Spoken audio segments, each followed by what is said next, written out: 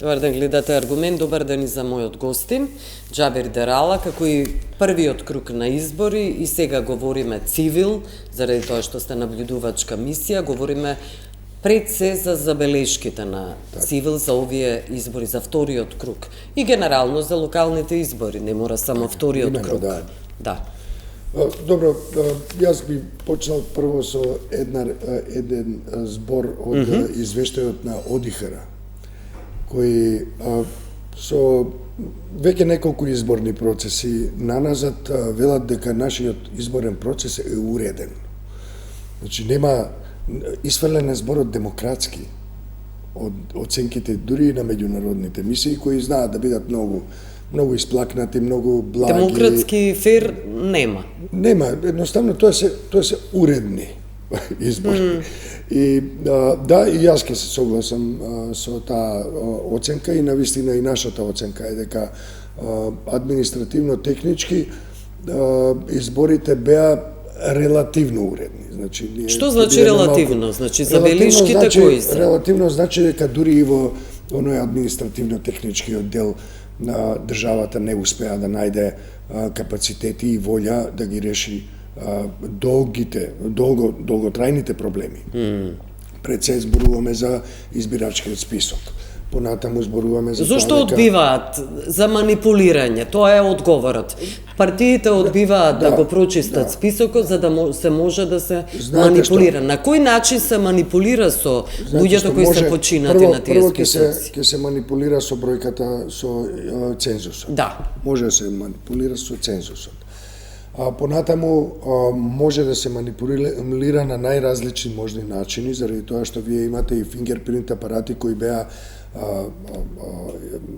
воведени во 2021 година, една многу скапа операција, за која ние уште во тоа време, не знам дали се сеќавате, предупредивме дека тоа треба да се размисли уште еднаш, дали воопшто се влегува во таа операција, кои не функционираат добро и знаете тоа може и да се честни сите што го спроведуваат на лице место процесот, ако вие имате повеќе елементи како што се избирачкиот список, непристапни места, ладни места, се жалеа, ни се жалеа луѓето од избирачките одбори дека им е ладно, дека не се работи вака и така натаму. Имате починати лица на избирачкиот список во едно избирачко место од доверлив извор на цивил, добивме податок дека од 399 гласачи 20 и неколку, значи најмалку 5%, се починати лица во таа општина, во тоа избирачко место. Се пресметајте вие на толку многу поситни и покрупни проблеми што ги има изборниот ден, каква ќе биде довербата. А всушност изборите се доверба, се искажување доверба на гласачите кон кандидатите, кон државата и така натаму. Кога имате ситуација во која државата едноставно не се грижи за тоа, знаете, тоа се стотици и стотици граѓанки и граѓани кои се повозрасни, кои имаат проблеми со мобилноста или пак имаат попреченост, кои не можеа да го остварат своето право на глас, ни вчера, ниту пак пред 2 недели на првиот круг. Зошто? Заради тоа што едноставно изборната администрација на многу чуден начин одлучува во установите кои се дури и оние што се пристапни, да речеме, ако се пристапни приземните делови, решава едно или две избирачки места да качи горе на карта. И до таму стигнувате по скалила. И тоа значи дека стотици и стотици луѓе вчера или воопшто не излегле од дома, ќе си кажале минатиот пат беше тешко да се искачувам, сега ич нема да одам. Но може тие да се запишат. И предходниот ден такви луѓе гласаа. Знаете што, за да се запишат исто така е процедура. Имате луѓе кои се подвижни, кои немаат проблем со попреченост или било што, или не се изнемоштени, болни и сето тоа. Туку се луѓе кои се подвижни. И сега на крајот, знаете, тие можат да отидат и да гласаат. Меѓутоа, ако треба да се качуваат, може Тоа да е се веќе откажат. проблем, како пречка. Ако видат дека има гужва, се дека има третира. редица, за тоа што е успорено гласањето поради фингерпринт апаратите, тоа е уште една причина поради која Ги спречувате Знаете, граѓаните да сега гласаат. некој може би ќе каже од гледачите дека видите какви глупости зборуваат, тоа се ситници. Не, кога ќе соберете повеќе такви елементи, многу ситници прават една голема работа. И впрочем довербата и заради тоа се намалува од изборен процес во изборен процес. Знаете, ние ги гледаме изборните процеси во земјава од 2008 година. Формирани сме 99-та, меѓутоа од 2008 мониторираме. И како што поминува времето од изборни процеси во изборни процеси, особено во периодот 2006-2016 година, ние видовме форма без суштина. Тоа е една парада која не значеше ништо, впрочем, заради тоа што одлуките беа и претходно напишани. Стратегиите беа претходно донесени и спроведени на лице место, на терен. Ајде околу забелешките за администрацијата, за оној клиентелизам за кој се говори со долго време, со децении, дека се зависи практично од партијата на власт. Од неја се почнува и завршува. Администрацијата е под силен притисок. Тоа мора да се повтара постојано. Зошто? Заради тоа што администрацијата е онаа која го јаде најголемиот дел од колачото на буџетот, што од кој треба сите ние да имаме и некаква безбедност, некаква сигурност, некакво образование, некакво здравство, но таа е неефикасна, партизирана. И таа администрација е под таков ужасен притисок. Тоа се, знаете, да не спомнувам или можам да спомнувам сега веќе готово. Знаете, само да погледнете во Министерство за внатрешни работи какви случаи има. Тоа се коса ќе ви се крене на глава кога ќе видите ни што поминуваат луѓето што се лојални. Лојални на кого? На партијата? На партијата што не е на власт. државата. Исклучиво на партијата мора да се биде лојален. Администрацијата е принудена да биде администрацијата е принудена да биде лојална на партијата. Ма зошто да биде принудена? Заради тоа што тие што се на раководни места ги поставува партијата на власт. И тие можат да одлучуваат за тоа како вие, еве ако зборуваме за МВР, како ќе напредувате во кариерата или како ќе паѓате вертикално надолу по скалилата на кариерата. Дали ќе бидете испочитувани и ќе работите работата за која сте специјализирани или ќе одите да шпартате како гуштер, нека не се лутат, меѓутоа така ги викаат оние што се почетници полицајци по улици. Но доказ не се дава на партијата. Фотографии за насликање на избирачко ливче не се дава, онаму каде што се заокружила. Впрочем, зашто така слепо се верува и се слуша, понизно се слуша партијата? Ова е мала земја. Без оглед на тоа што има гласачи скоро колку што имаме жители во државата. Да, и за тоа ќе говориме, постојано говориме и за тоа, Знаете, имате ситуација во која во една мала држава навистина е многу лесно да спроведете контрола. Многу е лесно. Ние што сме? Ние сме еден кварт во еден голем светски град. И тоа распрскани и со политичка. Но како ќе спроведете контролата? Контролата може многу лесно да се спроведе. Еве, ако е некое мало место, вие можете ако сте газда на голема фирма која вработува, да речеме, голем дел од локалното население. Тоа не значи дека и администрацијата, тоа се и приватните фирми кои зависат од власта. Истата е паралелата. Ако вие кажете на своите вработени, ако падне Билјана или Џабир, ако падне нашата партија, сите ќе летате од работа, ќе ви намалам по 20%. Значи, стравот е исто така многу сериозен фактор. Луѓето се плашат дека ќе дознае некој. И едноставно, дури и тоа со фотографирање на ливче не е толку потребно, колку што вие имате всаден страв дека нешто ќе се случи. Да не зборуваме за манипулациите, да не зборуваме за партиската мобилизација по етнички, по други основи, сега да речеме најпроминентно по етнички основи на овие избори. И тоа е ситуација во која администрацијата е како да кажам, за жалење, заради тоа што навистина се Немојте да ја жалите. Под многу силен Да, притисок. секој треба да тргне од себе и од собственото место, од собствената борба за демократија. Заради тоа што пред се бори за себе и за иднината на идните генерации. Избирачкиот список го спомнавте повторно за бројката. Избирачкиот список е уште една тажна приказна во тој административно-технички дел. Едноставно нејасно е, еве баш некој од колешките ме потсети Сабајлево, дека во мај оваа година Државна изборна комисија донела едногласна одлука за ангажирање лица во работна група за средување на избирачкиот список. Значи од мај, знаете што, јас и вие да седнеме сега, на рака не мора компјутер да имаме, еве нека се и 1.800.000 гласачи, ќе ги поминеме за 4 месеци. Малку ќе биде потешко и сето тоа, но ако запнеме ќе го направиме тоа. Значи, институциите ги имаат тие списоци, може само МВР да им ги прати. Државна изборна комисија се вади на МВР која ќе го побарате тоа или не одговара, или која ќе одговори, ќе рече, не, тоа Државна изборна комисија ќе си ја прашате, ве фрлаат од едно на друго место, топката ја префрлаат во другиот, никој не е надлежен, сите се надлежни, а по редот и законот, Државна изборна комисија е на врвот на хиерархијата на институции кога се работи за избори.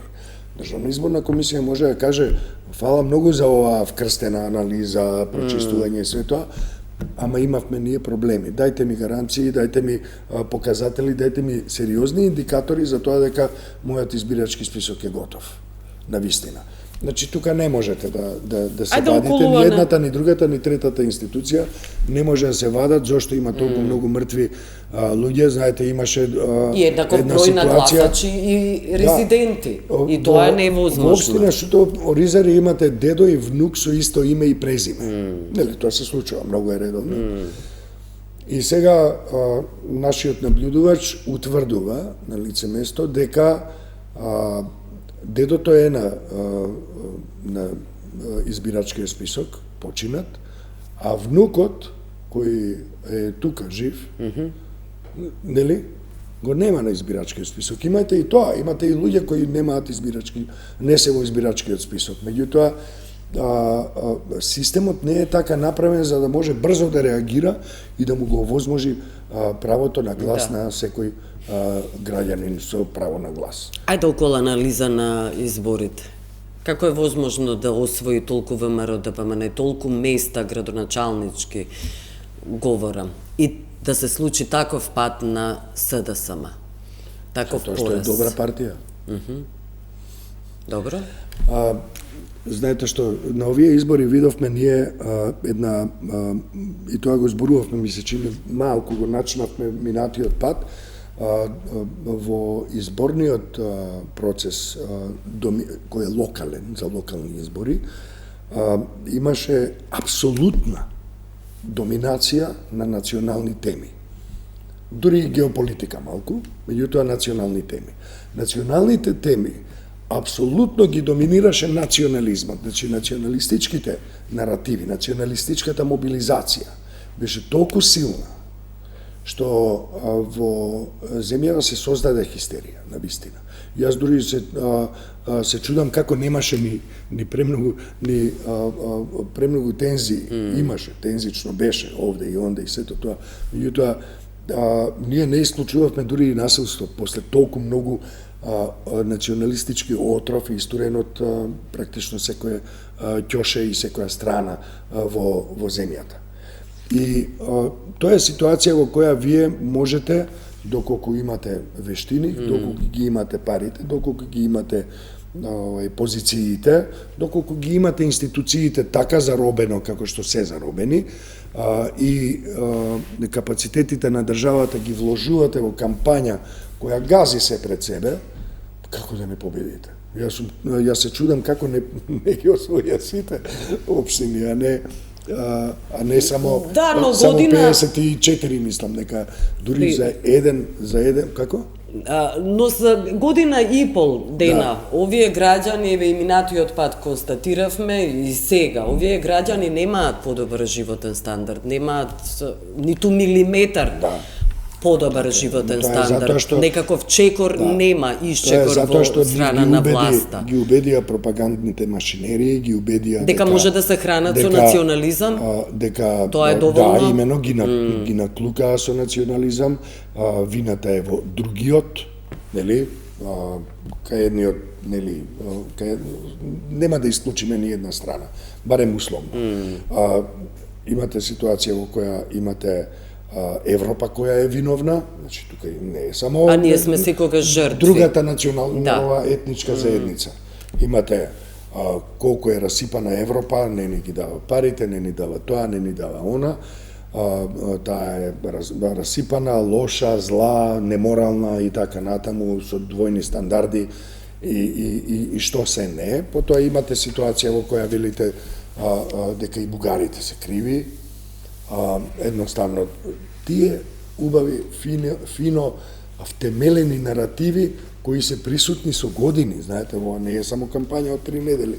Да, со Грција, тоа се наративите претходно со Грција. Потоа имате, вие сте предавници, нели, внатрево, не е само меѓуетничка, и интраетничка е Натрешните непријателски елементи се секогаш предавници од македонскиот блок. Па ќе се превоспитуваат така натаму. Тоа многу изразено се виде дури овој пат и многу повеќе отколку било кога порано меѓу албанците, исто така меѓу албанските кандидати. Да, и тие се обвинуваат за предавства и за патриотизам. И знаете, кога зборуваме ние за интраетнички конфликт, односно тензии и обвинување, тоа пак е на етничка основа. Значи, вас ќе ве обвинат за предавничка, заради тоа што имате комуникација со албанци, или пак обратно, албанците со македонци и така натаму. И тоа повторно е на етнички основи, да се разбереме, тоа не е на идеолошки основи, се е на етничка основа. Ајде како гледате на така наречената, велам така наречената, заради тоа што го цитирам Мицковски, историска победа на ВМРО ДПМН во Кичево. Конечно македонец го доби Кичево. Не е историска, значи во последниве 12 години. 12 години е втора победа во ред, значи не е историска. 12 години не е некој многу долга период. Знаете што, победата на кандидатот на ВМРО во Кичево, кога не би била, па Кичево е многу често важно. Ако се сеќавате и 2013 година имаше етничка поларизација и за да се наметне националистичкиот наратив, за да се скрие неспособноста да се покажат визии, практични визии за тоа како да се подобри животот. Мицковски вака бастионите ќе ги презема. Моето прашање е врзано со дали и во иднина мисли и другите бастиони на албанците да ги презема. Тој покажува една многу сериозна амбиција тоа да го прави, тој веќе во Кичево му е само уште еден бастион под наводници, во кој тој земјава тој ја врати во пред 2001 година состојба веќе пред Кичево. Така што погледнете Кичево, ако го гледаме, победата на овој кандидат на ВМРО ДПМН во Кичево, да не беа условите во кои се наоѓа земјата во смисла на демократски, политички и во контекст на владење на правото и така натаму, тој ќе беше прекрасна победа. Значи, човекот, иако е македонец, победува во таа средина која е, да кажеме, условно. Добро, тоа е мешана средина. Да, мешана но средина. Но моето прашање е околу Мицковски и радоста да се освои Кичево. Наместо тоа да биде наратив во кој браво во Кичево која има некое мнозинство албанци, сепак македонец ќе биде градоначалник, тоа да биде убава околност. Значи дека сите живеат. Зошто е тоа важно? Зошто не најдобрите да победуваат? Тоа е моето прашање. Впрочем, тоа е, значи, тој бил подобар, па и албанци гласале за него, не за тоа што е македонец, туку за тоа што ги убедил во неговиот настап, во неговата програма и така натаму. Но контекстот во земјата и дополнително со изјавата на господинот Мицкоски, вие имате ситуација бастион го прогласувате. Да. Наместо да кажете супер е што вие имате победник таму, одредот на етничките македонци, заради тоа што на крајот на криштата за локална самоуправа, за тоа каква ќе биде инфраструктурата и како ќе живеат луѓето од денеска до утре и задутре и така натаму, зависи од тоа колку вие умеете да го водите градот или општината. Не зависи од тоа дали сте албанец или македонец. Еднашка и вие на ова кога кажавте ќе броиме крвни зрнца кој колку има во гените нели етничка припадност. Да. Што е поразително и повторно се враќаме на тие. Значи наместо да каже да биде среќен што е добро неговата партија победува во Кичево. Супер. И тоа да го претвори во наратив кој може да биде смирувачки, тој долева масло на огнот. И мислам дека овие локални избори покажаа се што покажаа. Ги замолувам вашите гледачи да го погледнат нашиот извештај, веќе го презедува не знам колку медиуми, и нека дополнат или нека критикуваат. Но ако ме прашате за утре, а не ме прашате, ама ја ќе си кажам, утре не изгледа добро. Сите ќе седнат и ќе се отрезнат од победата и после тоа ќе треба да решаваат проблеми. Тие нема да ги решат со национализам. Тој не се мачка на леп. Добро, апсолутна власт има сега ВМРО ДПМН и до прва се чекаат некакви резултати, конечно резултати. На крај сме благодарам што бевте гостин Џабер. Благодарам јас, може да стане. Благодарам што не гледавте, пријатно.